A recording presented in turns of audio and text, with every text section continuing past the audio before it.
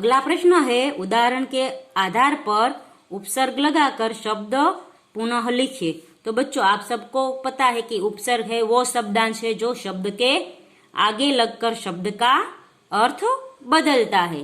जैसे भिन्न है तो भिन्न के आगे वी शब्दांश लगा तो विभिन्न हो गया। ऐसे ही हमें ये सभी शब्दों में है वो उपसर्ग लगाने हैं। तो पहला है देश, तो देश के आगे वी लगाएंगे तो वी देश होगा। फिर है पका, तो पका के आगे अध लगाएंगे तो अध पका होगा। पका यानी पूरा पका, अध पका यानी आधा पका।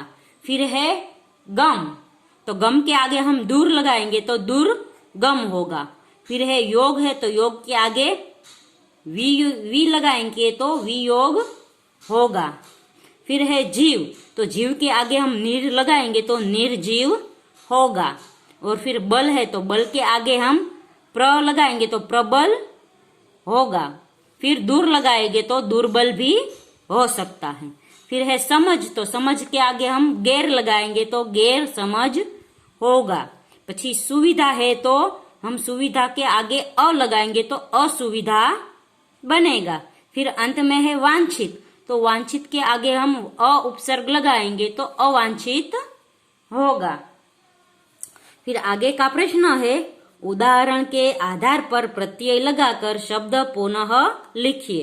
तो प्रत्यय है वो शब्दांश है जो शब्द के पीछे लगकर शब्द का अर्थ बदलते हैं। उपसर्ग है वो शब्द के आगे लगने वाला शब्दांश और प्रत्यय है वो शब्द के पीछे लगने वाला शब्दांश है।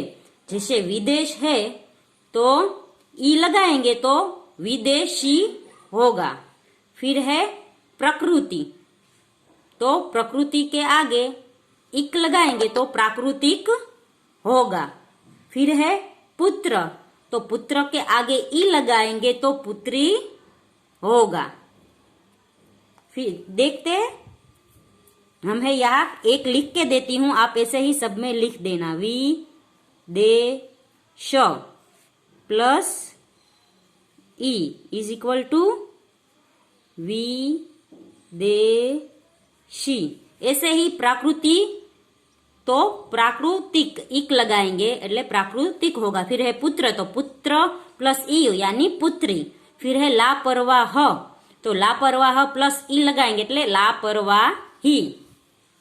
फिर है चंचल, तो चंचल के पीछे ता प्रत्यय लगाएंगे तो चंचलता। फिर है यंत्र, तो यंत्र के पीछे इक लगाएंगे तो यांत्रिक होगा। फिर है मानव, तो मानव के पीछे ता प्रत्यय लगाएंगे तो मानवता।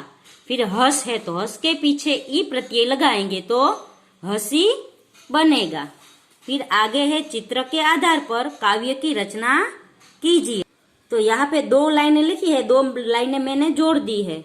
घड़ी लगी दीवार पर टिक टिक करती तू चलती है, देख कर वो तुझको जल्दी जल्दी काम पे चलती है।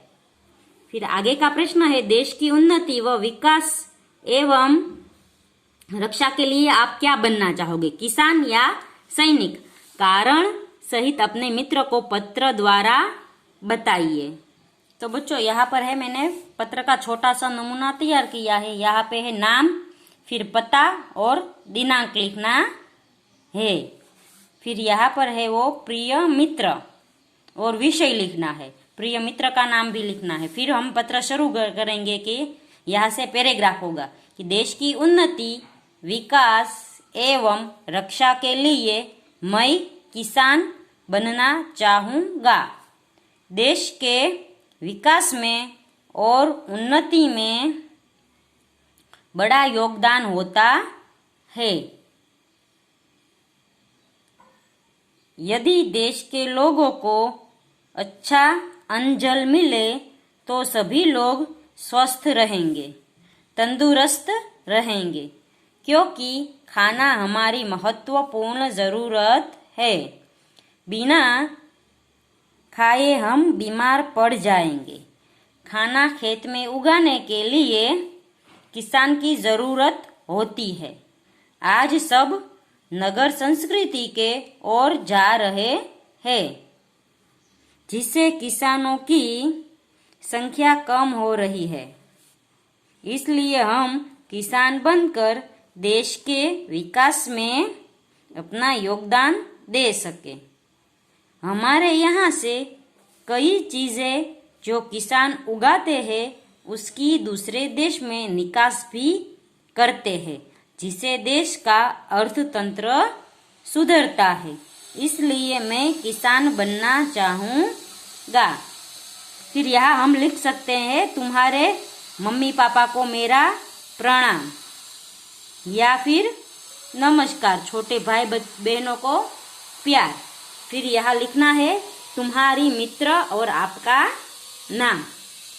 तो बच्चों यहाँ पर है वो स्वाध्याय खत्म होगा।